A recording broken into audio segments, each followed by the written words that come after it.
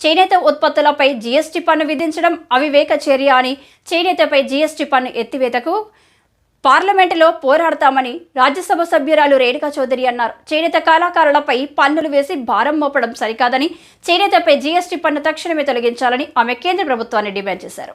చేనేతలు ఎన్నో వ్యయ ప్రయాసాల కోర్చి బట్టలు తయారు చేస్తున్నారని, ఆయా ఉత్పత్తులు మార్కెటింగ్ ఆదరణ లేకపోవడంతో వారి కుటుంబాలు రోడ్డున పడ్డాయని ఆవేదన వ్యక్తం చేశారు.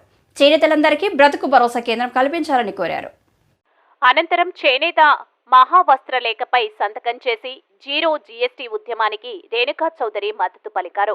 జాతీయ చేనేత దినోత్సవ వ్యవస్థాపకులు ఎర్ర మాధవ వెంకన్న నేత ఆధ్వర్యంలో జరిగిన ఈ కార్యక్రమంలో భారత రాష్ట్ర సమితి నాయకులు సంగిశెట్టి జగదీష్, జాతీయ అవార్డు గ్రహీత గజం భగవాన్ మరియు పద్మశాలి సంఘం యువ నాయకులు జెల్లె నరేందర్ నేత తదితరులు పాల్గొన్నారు.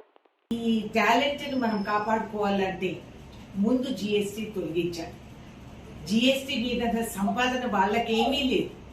వాళ్ళు పడే కష్టాలు, అనారోగ్యానికి గురైన వాళ్ళు, ఇవాళ competitive market, power loom, imports మీద దెబ్బతింటూ ఉంటే రోజు చుట్టుపై రోకలి పోటుగా మళ్ళీ జిఎస్టీ వాళ్ళపైన అమలు చేయడం చాలా శోచనీయం. అతి త్వరలో ఇది తొలగించాలని కేంద్రంలో పార్లమెంట్లో కూడా ఈ సమావేశాల్లో ఇది ఏర్పాటు చేస్తాను నేను అని మీకు మాటిస్తున్నా. Remove GST from handloom textile.